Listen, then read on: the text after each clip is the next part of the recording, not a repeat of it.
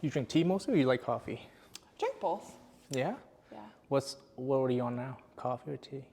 I have- feel like I go through phases. Like I do tea for a bit and then I do coffee. I feel like I always do coffee in the morning, but then in the afternoon, especially now, I'm like, oh, I want tea. I want something warm. Ooh, yeah. But I'm like an iced coffee drinker all the time. So Yeah, like when I want something warm, it's tea. So I feel like wintertime, I'm more of a tea person. Yeah, I think I feel the same way about iced coffee. Like it's just Maybe it's like a New England thing. better. You know? Those are cool. Yeah, you can have yours. Yeah, there you go. Perfect.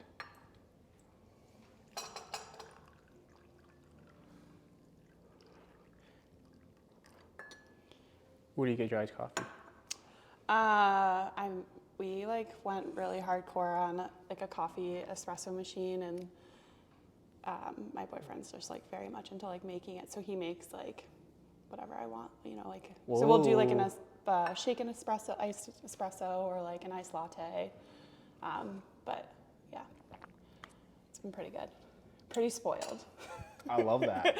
I'm imagining like the silver one with all the things. Yeah. Yeah. Yeah, it's really good. It's definitely like before I was like I'm not really like a coffee like connoisseur. Like I didn't really think like I would notice a difference. But now I'm like, oh yeah, like I like this coffee better than this. Okay. Like I'm like, you know, more on the like medium dark roast. Yeah. And I'm You're like, finding yourself through coffee. Yeah. And I'm like, it's all the same. And then I was like, no, it's really not all the same. But I used to be like, yeah, it's just whatever. It's caffeine. It gets me going. But now I'm like, kind of like, not snobby about it, but like, I definitely look forward to the morning coffee. Yeah, a more refined palate. Yeah, so then when we're not at home, I'm like, where are we going to get good coffee? I'm like, Starbucks doesn't really cut it. It's kind of burnt. I love Starbucks, but I haven't had like good my therapist, Adrian here, he actually is really good with his coffee. He does the whole like pour over, like he got the whole process. And it's like a whole experience that he does it. But you guys more like you got the machine and you press it and then you gotta scrape the. Oh, okay, yeah.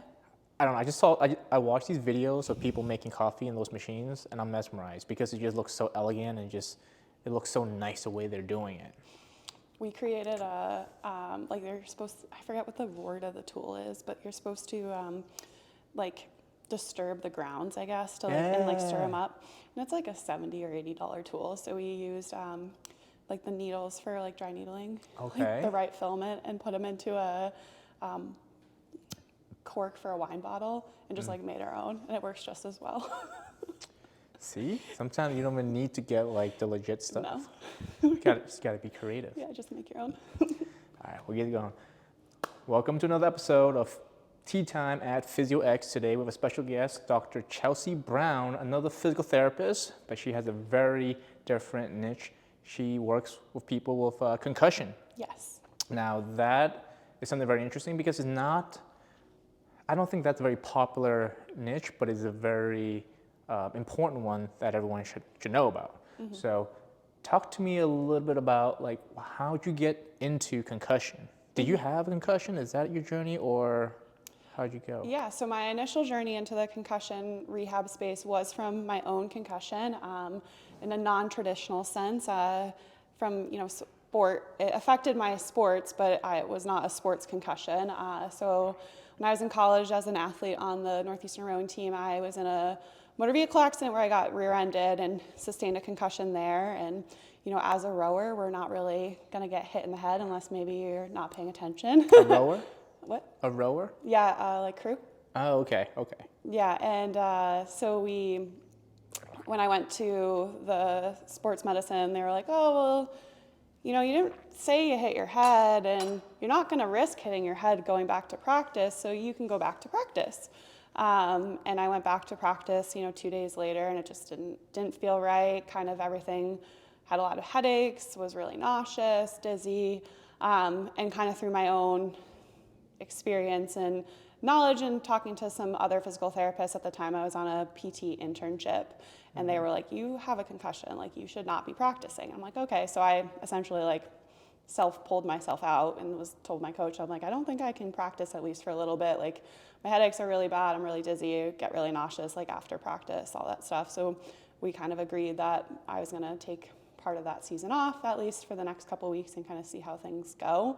And it was just a lot of the rest, wait and see kind of situation. Not a lot of therapy or interventions were provided. I was just kind of managing my symptoms, not doing activity. I was on internship at the time, so I wasn't in classes. I wasn't spending a lot of time on computers. So like that was in and of itself a blessing, I guess you could say.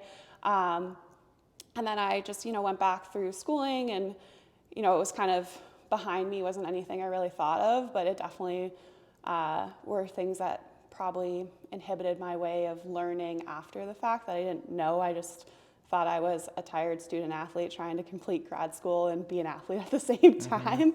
And then fast forward to the end of our PT schooling, and we had an opportunity for our clinicals. And I had met the other requirements for my clinical rotations, and we got this one that was going to be in Park City, Utah. And it was all concussion and vestibular, vision and vestibular based for our last clinical rotation. And I was like, one of my really good friends in college had grown up going to Park City, and all she could ever talk about was how cool it was, how great it was. And I was like, well, I always wanted that experience of being able to go try somewhere new where there wasn't a lot of responsibility. If I didn't like it, it was a short period of time, but it was a good way to experience outside of the New England area that I had grown up in and gone to school in. So I was like, why not? I'm like very interested in what that might look like, because I know that what I got probably wasn't what it should have looked like. And that's how I ended up down the concussion rabbit hole that I went in. Yeah. I mean, well, having a concussion and then treating concussion, I would say they're almost two separate things. So what drew you to want to treat concussions? I wanted there to be more awareness. I think had I known the things that I'd done in school, I always printed out my notes. After I got a concussion, I could never do class on a computer. I couldn't focus. It always, gave me headaches, but I kind of gave the excuse of, oh, well, you're tired, you have a hard time focusing, there's so many things that could easily distract you on your computer, whatever we did, looking up at random things and not paying attention to lectures. I kind of just gave excuses to the reason why. I always printed everything. I always handwrote my notes. All my studying was highlighting, all those sort of things, which were processing differently after my concussion than before. Before, I was always a computer person, be able to do multiple things. And realizing what treatments were available, I thought I needed to help other people realize that was available. It's not just a wait and see, and that there are things you can do to make it better. Right. So what is the current treatment model for concussion, the traditional treatment protocol? Yeah. So let's run through a scenario. So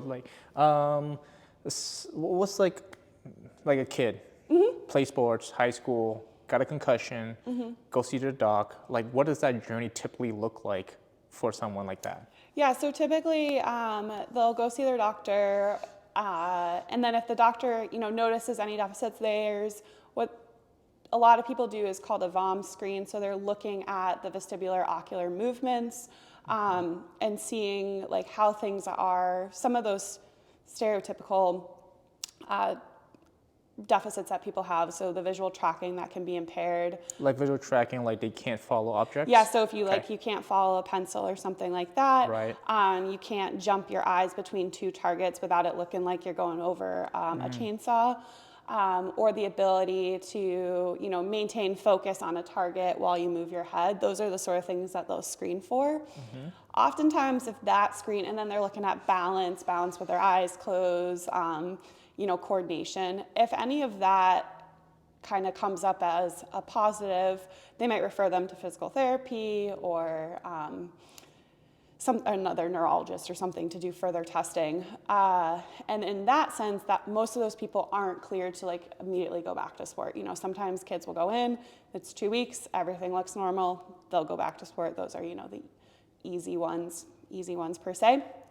And someone who might get referred to PT because of those findings, what we're looking at is their findings at rest and then how they respond to exertion, right? So in a kid who might heal a little bit faster, might not have any complaints, really looking just to get back into sport, we'll try to do things with them that'll simulate sport, get their heart rate up, see how they respond to that, and see if any of those findings are different.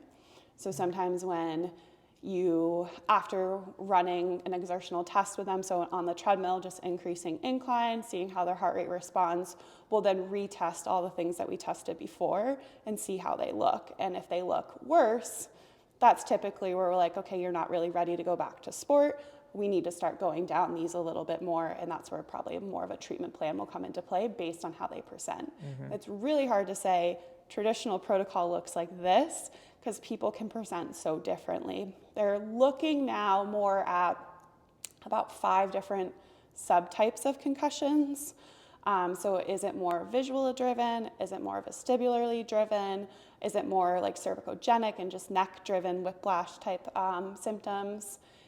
Is it more emotionally driven, that they're having like more emotional regulation? And I kind of think that stems into like an autonomic dysregulation. I think those two go hand in hand, although most of the research right now, they're just looking at the mood stuff. And then cognitive. So are they having memory, speech deficits, things like that?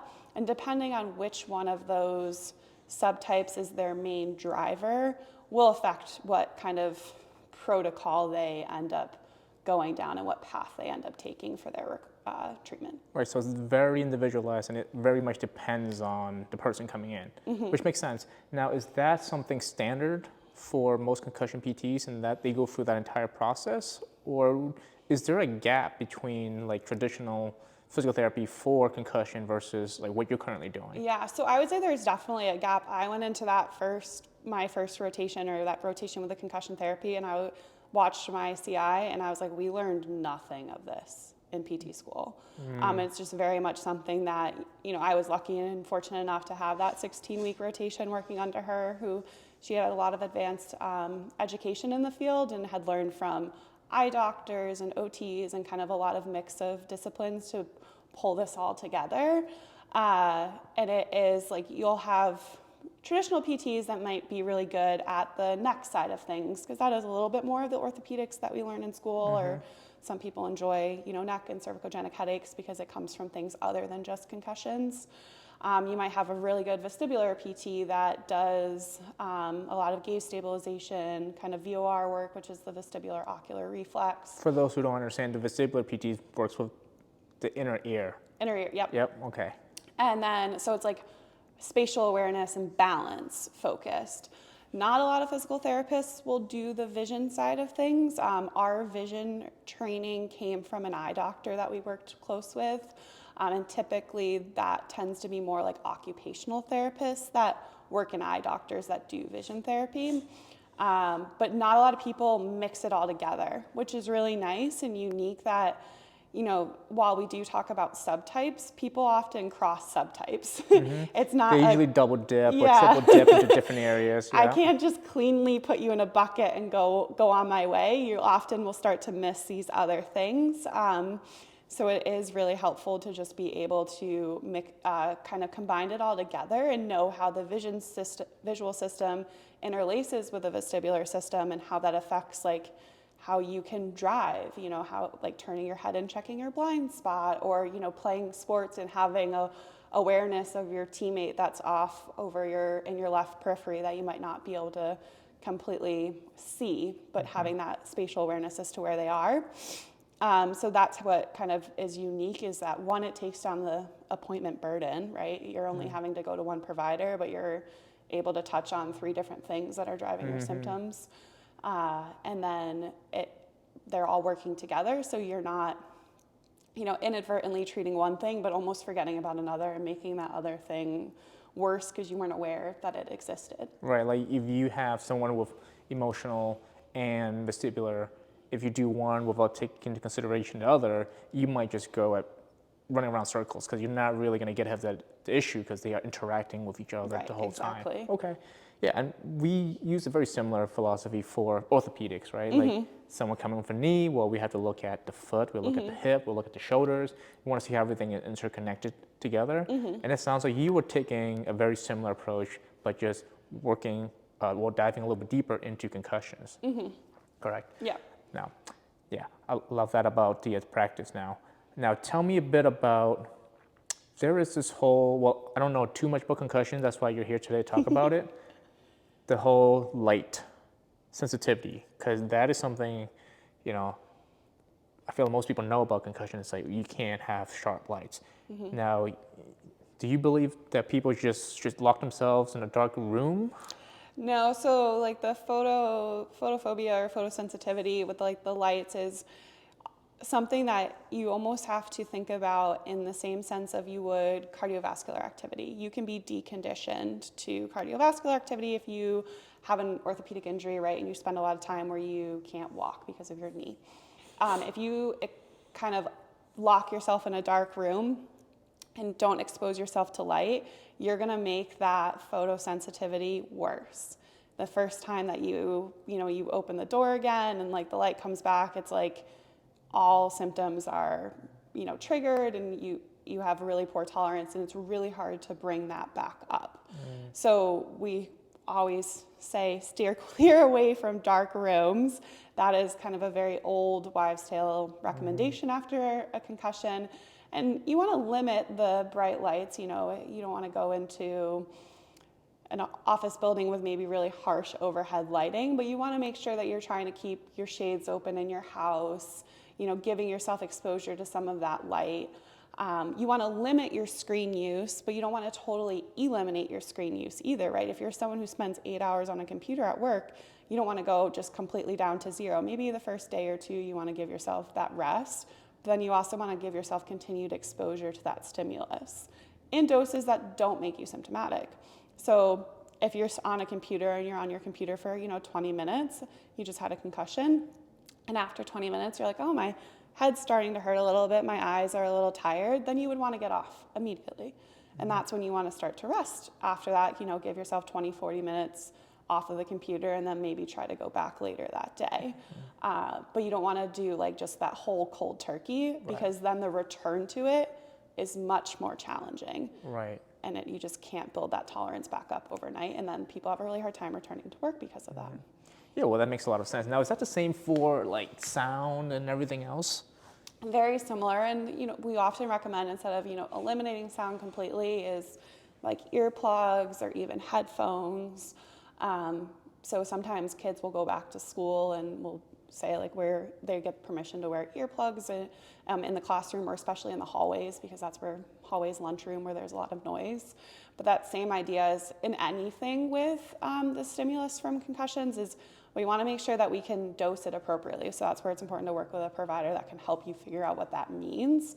But making sure that you're still exposing yourself to things that might make you symptomatic, but doing it in such a way that like once you start to experience any of those symptoms, you immediately stop. And that way you can kind of continue to build that tolerance without, going completely to cold turkey and having no exposure to it, because then again, the return to that is a lot more challenging. Okay, so it sounds very similar to how we dose any kind of exercise for physical therapy. We want to push it. We don't want you to feel like your body needs to protect yourself all the time. It can't feel that safe, which is not good for general living, because the world is really not that safe. So we need to be able to put ourselves in some kind of danger. And that's kind of what I'm getting from you from our conversation here. Now, the last time we spoke, we talked about nutrition, actually. And that's very interesting, because you said something that I was completely like surprised about. Sodium. Your recommendation for people with concussion and their intake of sodium is extraordinarily high. Speak a little bit about that. Yeah, so part of it initially goes more to the autonomic population. So when you have a concussion, you can have autonomic dysfunction. So that's dysfunction of your autonomic nervous system.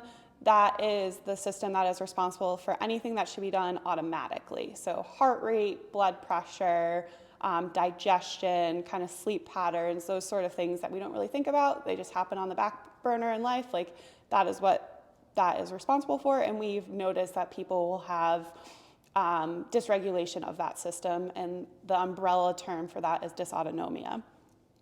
Inside dysautonomia, you can have POTS, which is where your heart rate skyrockets as soon as you stand up.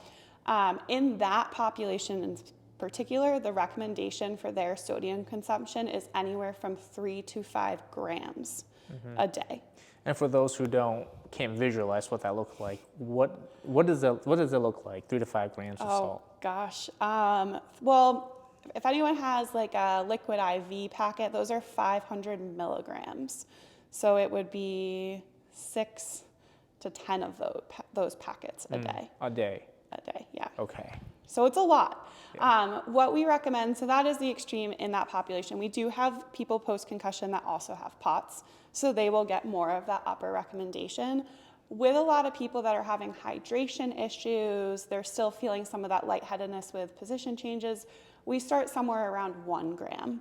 And that recommendation is to help with blood volume so that there's an increased blood volume, there's better balance of their sodium potassium channels in their body, and that allows for better healing, more blood's getting to the brain, right? It's getting back up from their legs, those sort of things. Helps with them actually taking in hydration. If you just dump water into your body and continuously dump water in your body, like you're just gonna pee it right back out, right? If you don't replenish those electrolytes, you're not actually holding on to the water. So adding that sodium, which a lot of those electrolyte supplements have sodium, they have potassium, and they have magnesium in them. So they're really kind of balanced for what the electrolytes that you're looking for. Having that allows you to absorb the water that you're taking in. So, because a lot of times they'll be like, I feel like I'm really hydrated, I'm drinking, I'm peeing all the time, but like I still have these headaches, it doesn't really seem to make a difference. And we're like, try adding this 1 gram of salt and these various electrolyte packets or whatever that you want to utilize, and see if that helps. And most people will say, I felt so much better, because they're actually feeling like they're hydrated because the body is holding on to that water versus just peeing it right back out, because you don't want to more dilute your electrolyte balance. Like the body is looking for homeostasis, it's looking for a balance. And if you're not, giving it the balance of both water and electrolytes, it's just going to flush the water out to not dilute the electrolytes in your body. Yeah, you need the electrolytes for the water to work. Yes. Essentially. All right. So do you do like a nutrition thing for all your clients coming in? Does everyone with concussion need some kind of nutrition consult on that? So we often give like a blanket recommendation for the hydration, for the electrolytes, and then some of the supplements that, other things to consider based on how they're presenting. So I would say, everyone's not the same. Some people have more headaches, so there's oftentimes we'll recommend, if they're having headaches and hard time sleeping, maybe magnesium at night might be more beneficial to them. Vitamin B complex is often given for people for the headaches and kind of brain healing, energy, cell rebuilding. So some of those recommendations will be given based on how people feel and what they are coming in with their chief complaints. It's not normally the biggest thing I start on, but it's definitely something to consider. If they're having like big blood sugar spikes and feeling like, energy waves up and down, we might talk about how much they're eating of carbs versus protein, those sort of things. I think the biggest nutrition thing that comes into play post-concussion is more with the athletes, and the reminder that despite you're not working out as hard and as challenging as you used to be at the same intensity that you used to be, your body is still requiring similar amounts of nutrition, protein, macronutrients as you were having before, because your body is working just as hard to heal, which is very similar, I think, in the orthopedic space where, even though you might not be able to work out as much as you wanted because of your knee injury or whatever, you still need to be fueling your body because it is working for you. Mm-hmm. Now, can someone have a concussion and not know they have a concussion? Yeah, that happens a lot, where we have people, they'll come in because they've been having really bad headaches, or they're having a hard time with work or school, or they're feeling dizzy at odd times, and could be 2, 3, 4 months prior, and we're like, oh, did you hit your head on something? And they'll be like, oh, no. And then you'll keep talking with them, and then they'll be like, I guess I did, maybe I fell down the stairs, but I didn't hit my head. I didn't really think anything of it. I felt fine after. I continued to do my stuff, no big deal. But maybe. And oftentimes as you kind of talk a little bit more with them and kind of see what's been going on, that likely was the trigger to the symptoms that they were experiencing. But the onset happened later. And that can be common in concussions, even if you know you have a concussion. So I'll have people that knew, they had a concussion playing sports. They knew exactly when it happened, right? But they took 2 weeks off, they did what they thought they needed to do, and they went back to sport and they went back to school. And then, 4 months later, they're having all these symptoms. And it was at the time they gave themselves, let's say, enough rest where they weren't really symptomatic. But over time, like the compensations that the body was doing for that concussion couldn't hold up anymore. Maybe they got sick. Maybe there was a big stressor in their life. Something big happened at work and they couldn't really keep up. They were not getting as much sleep as they used to because something else happened. And now all their concussion symptoms are back to the forefront, but they don't necessarily think to relate it to the concussion, whether they knew or they didn't know that they had it because it was so long ago. All right, so that's interesting. So you can, first of all, we learned a couple things. Number one, you don't even have to hit your head to have a concussion. Correct. So just the act of falling down the stairs, not having any contact to your head at all, that can trigger a concussion. And number two, just because you feel good 2 weeks afterwards, if you have a lot of other life stresses, that can bring on concussion symptoms months afterwards. And it can almost feel like it came out of nowhere. Exactly. Right. I mean, that's confusing for a lot of people because they'll get like a headache and they're like, oh, and they'll justify it, Oh yeah, probably because I didn't drink enough water, probably because, I didn't get enough sleep. Yeah, and like whatever stressor, right, brought it on, they probably just blame that stressor. Right. So if it's work really, they're like, oh, well, I'm on my computer a lot at work. Work is really stressful. That's probably why I have all these headaches. Yeah. And they'll just kind of shove it under the rug. And then it just starts to build likely to being more things. So like dizziness with movement or not feeling like they can exercise anymore. And that's when they're like, okay, something's going on. And then they'll start to maybe see someone and put the pieces to the puzzle together. Yeah. So how would someone like that find their way around to you? Because they're probably not thinking about you during that time, because they're probably thinking, oh, I need to probably just get a massage, I probably need to just, take some pills for this headache and stuff like that. So it does typically, unfortunately get to be the later on down the line where, the headache doesn't go away after the massage or, I think the big thing is, the stress, whatever the stressor was, like kind of went away and the symptoms didn't go away. And then most of the time people start to, everyone Googles their symptoms. So it's a headache or some of the dizziness. So I think it's like to the point where people are starting to feel more than just the headache.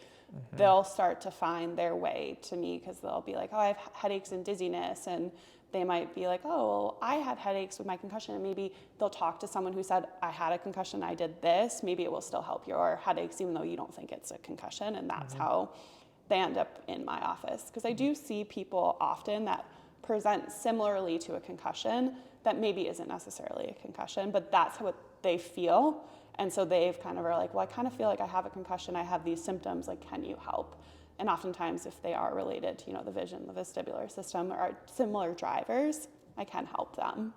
And that's how they end up with me, even though then I tell them, you probably had a concussion, for the person that we're talking about. But yes, it's kind of like people with a disc injury. Oh, I got this IT band thing I've been trying to roll out for 2 years. I think it might be the disc. Yeah. And then we take care of it, and then it goes away really quickly. Right. Or you can just bark on the wrong tree for a long time and not really get anywhere. So what is the most common complaint that people come in and see you for? I would say those who don't know or not suspecting they have a concussion. So I would say definitely, headaches is a big one. Dizziness or motion intolerance is the other one. And then activity, like not being able to exercise, feeling like they get really symptomatic with any sort of exertion. Those are kind of the three big things. And then blurry vision or double vision are also things that people will come in as complaints, either with driving, which is kind of scary, or just being on their computers and like close work, computer, phone tasks. So that's more on the vestibular side that they will see you, which for me makes more sense. It's like you are also working with you're also vestibular PT as well. Actually, I had a couple of clients who have BPPV. And I remember the Epley maneuver, which is kind of like a little barbecue, and it works so well. Yeah. When it's the right thing. Yeah. My mom was complaining of that the other day, and I was on the phone with her. I'm driving home from work, and she was like, yeah, every time I roll over on my right side, like I get really dizzy. And I was like, okay, I'm like, go to your bed and roll over on your right side and stay there. And then we walked through the whole thing. And she's like, I feel so much better. And I was like, yep, I can treat you in the 5 minutes in my car. Like, it's crazy because like people are like, oh, there must be nothing you can do for that. And it's like, it's really the easiest thing that you can do for that if you do it for the right, if you are able to determine the right canal and give them the right maneuver. So that's one where when those come in, I'm like, ooh, I can make you feel better in one visit and then I don't have to see you again. Right. Those are my favorite. I see maybe like 3 of those in a year, and they'll always come up like randomly. It's like, don't worry about it. I'm just getting dizzy. I'm like, tell me more about the dizziness. Oh yeah, when I turn over this side, I was like, well, let's try this thing. And then they go, oh my God. Yeah. I can't believe it's so, and it's scary for them, you know, to feel like the whole room is spinning. You know, they're probably seeing, oh my God, I'm gonna have to go to these doctors. I'm gonna have to go through this whole thing. But the solution could be a lot more simple if we find the right thing. Yeah, it's tough too because that's common in the concussion population, like especially motor vehicle concussions, but any of them because you think of the force, right, that the whiplash occurred. So that counter cue is enough to kind of dislodge the crystals in their inner ear, which is what causes the BPPV. But a lot of times they don't realize that, and it's kind of slides under the rug a little bit initially in a concussion, and then so they've been dealing with that. We're like, at least like let's get that out of the way in one of our first treatments. That's typically one of the things I always rule out on initial eval because like I'm like if some of your dizziness is just coming from, you know, positional stuff, like let's get that taken care of to help us address the other things. So there's some grounding for you. I want to talk a little bit about vision because I've grown a little bit more interested in vision as of late. It has to do with orthopedics, right? If your vision is off, or your whole entire alignment, your entire posture will have to readjust based on your vision because you need to see the nervous system prioritize vision and prioritize your feet on the ground. You need to feel stable and you need to be able to see, right? And what I find is just the whole body is just an interaction of forces going in opposite directions. One joint go this way, the other joint have to go the other way to balance that force, and then you just keep going, and then you get to the eyes, in which your head turned this way, your eyes need to be able to turn the opposite direction at the same time, just so you can keep your focus going straight. Now, how do you incorporate vision when you're doing like exercises, even maybe like orthopedic exercises? Do you incorporate that into your practice? I do a lot. So when I do just see, traditional orthopedics, I use it, especially in sports specific. So I try to have an argument, for different things that I like to utilize, the blaze pads, the light ups. I don't know if you've used those before. I've seen those. Yeah, they look fun. They light up, and you just have to smack it. It's really good for concussion, right? Because we're talking reaction time, visual, like awareness to kind of what's around you. They're helpful, but I have a lot of like just visual charts around the clinic and using like can you look at this chart and this chart here and read. So you're moving eyes from in front to the side, back and forth, reading what the chart says, and being able to spot each time and remember where you were. So those sort of things are what we utilize from a functional perspective, and that's kind of incorporating vision, the vestibular system together to make it more functional once people have proper eye movements, right? So we're not going to do that with someone who, can't track on a piece of paper, right? I'm not going to try to have them track turning their head or doing things like that. But it is really important, and a lot of times people don't realize when it comes to vision that 20% of your vision is your ability to see. Like, what is your acuity? What you typically go to the eye doctor, that eye health exam, that's only 20%. The other 80% of our vision and how well we perceive the world is all motor control of our eye muscles and those visual pathways back to the brain, and making sure left eye and right eye gives the same thing back to the brain.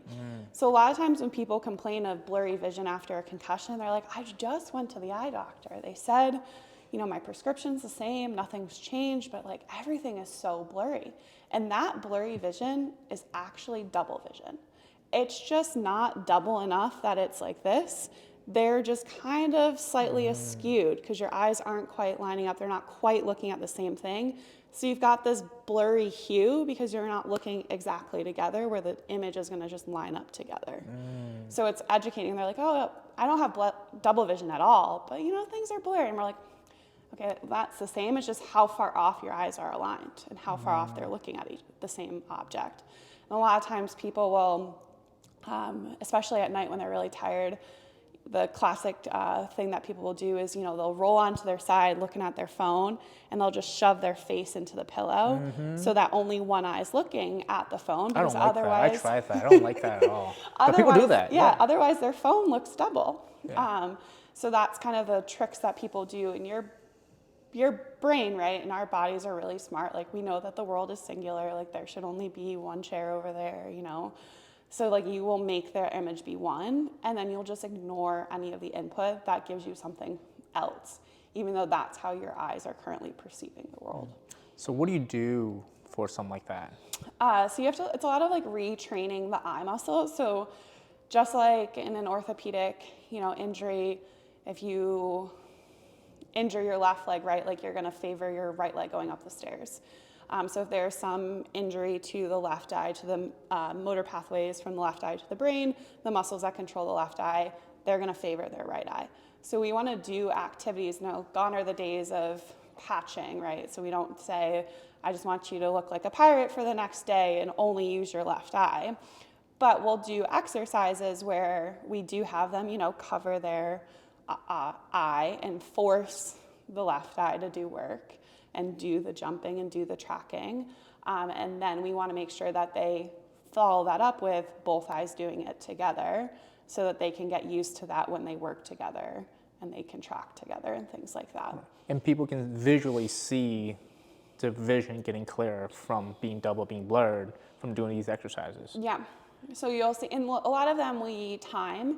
So it's, a sheet of paper and you have to read left, right, like you're reading a book and there'll just be like a bunch of numbers or something and they'll slowly get further apart. And so we'll time them and see how fast that they can say it, and saying it out loud is really important as well as that whole closing the loop processing. We'll see how fast that they can say it out loud, and you'll notice, like, especially in somebody like that, like left eye versus right eye is like significantly different. Maybe they've got 20 seconds difference between the two. And then the both eyes together will typically be somewhere in the middle, because maybe at times they might start to just ignore one of their eyes. But over time, if they keep doing that, all the times will get better. Left eye and right eye will get closer together. And that's how we kind of can see progress and show improvement. We also utilize sometimes like a red-green glasses.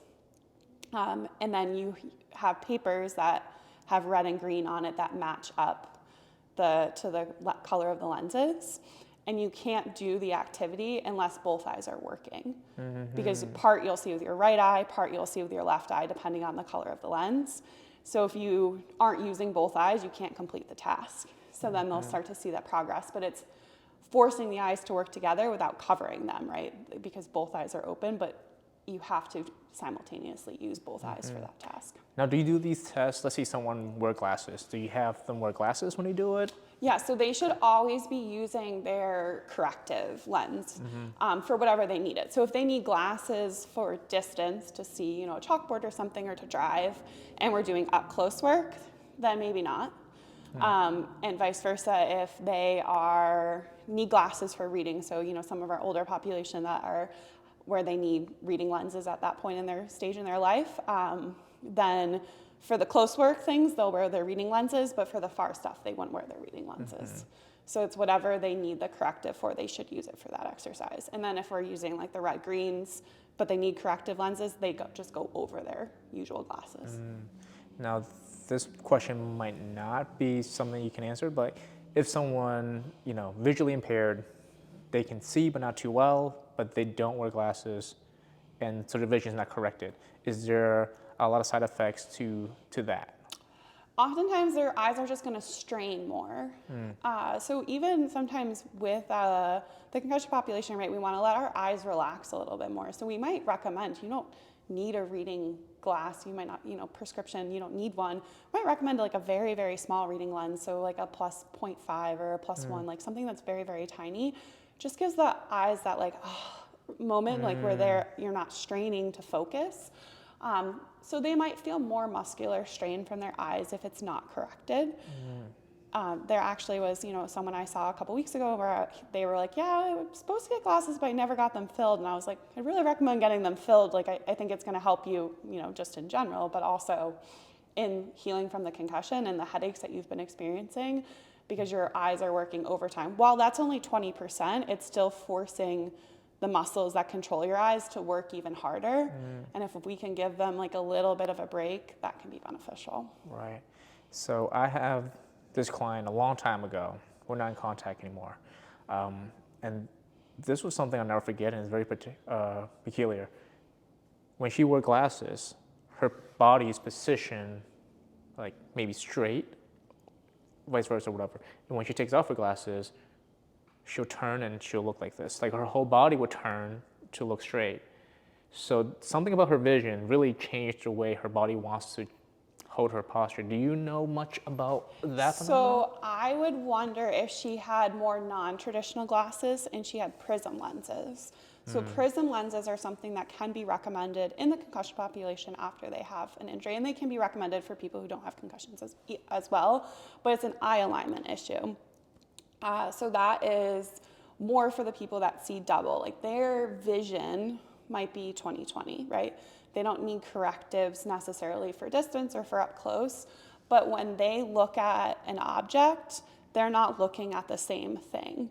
So that's sometimes, if you're looking straight ahead, right? My left eye looks at this part of my finger and my right eye looks at over here. It's not quite looking at the finger. And so that way I adjust my head a little bit so that I can look straight at the finger and I'm not getting that double vision or mismatched message. Right. A lot of times we'll see it a little bit more on like a lateral skew, where people will come in and they're always like this and they have this little bit of a head tilt. Right. And then if you correct their head tilt, they don't like it.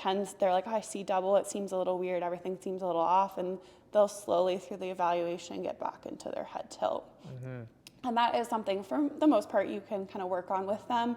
But oftentimes people will need lenses to help correct that if it is that drastic of a postural change, that the lenses will kind of just, again, give the eyes ability to relax and send more of a matched message back to the brain of like what they're perceiving. Yeah, that was a very interesting moment for me. I was just back and forth, I'm like, on, off, and I was like, well, I gotta say, I don't know what to do, because I didn't have the knowledge that I have today, and I wasn't even thinking that far into how related everything really is in the body. I mean, it would make sense, like if you are straining your eyes, and you might have to poke your chin out or change the way you hold your head. I've seen people with jaws kind of start to move. Do you know anything about jaws, or do you work with jaw movements as well? So jaws is typically something that I usually refer out to. There's only so much I can hone No, in I'm the on. same way. That's why we're having this conversation. I'm just like, well, eyes, concussion. Yeah. You're gone. It is common, right? A lot of clenching, a lot of tension held through the jaw. TMJ is often common in the population. But that is something I typically will refer to other providers to treat because that is not my specialty. Got it. Tell me, what is the most rewarding thing about doing what you do? It's always nice to see, because you meet these clients at their lowest. Like, they don't feel like themselves. They can't do all the things that they love to do. And they a lot of times just feel a little bit lost. They might have been bounced around a little bit, kind of not getting answers, and just like don't feel good. And it's great, like over the progression of the time that we spend together, it's like you meet a new person.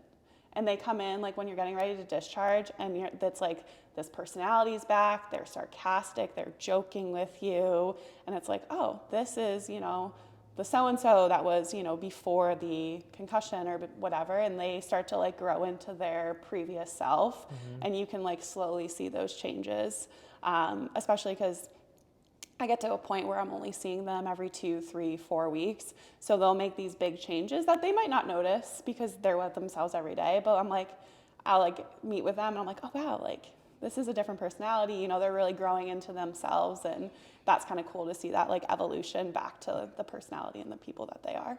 I absolutely love that, because that's exactly why I love doing what I'm doing. Yeah. Especially when it comes to chronic pain, because you aren't yourself when you're suffering through some trauma like a concussion or chronic pain. Your energy's zapped. Like, you are just a shell of this person, of who you're supposed to be. Like, I had a client suffering ton of chronic pain in the back, couldn't do anything. And I remember she said, and I used to love to make content, like make videos and stuff. And I was like, okay, cool. It just kind of put it back in my head, and then we just continued our process. And near the end, I can visually see her online on the camera, and now she owns an online business. And I'm like, that's so cool to see, because you're absolutely right. The person they start with is not the person they truly are. So the question I like to ask is like, who are you when you're not in pain? What does this person look like, and can we meet this person through our work? So I think we're just on the same exact wavelength there. Yeah. And I love that, because you do concussions, I do more chronic pain, but yet the guiding star, I think, is still pretty much the same. Yeah. The goal at the end is the same as like, we just want to get you back to like what you love to do and what makes you you. Exactly. And guiding the treatments to be that way, because I think it's important. You know, a lot of it can be boring reading for my stuff, or, you know, some of the visual tasks a lot of people can't see how it translates, but then being able to be like, okay, well, if you really want to get back to skiing or whatever it is, like, let's try to tailor this exercise so that it makes sense to skiing or your goals. And kind of, I think people like that, where they can see how like it translates. Like, if I do this, then I can do what I want to do down the line. And that's always fun to, you know, tweak the program a little bit here and there based on their goals and their passions. Yeah, absolutely. Just give them a little bit of hope to see the light at the end of the tunnel, or show them the tunnel's there. Sometimes they don't even see it, right? Well, this has been incredible. I learned a lot, and I think everyone should know who Dr. Chelsea Brown is. Where can people find you? So you can find me on Instagram at CB the Concussion PT, and then I treat in Needham, Mass at Reboot Concussion Recovery, and we treat both in person and virtually.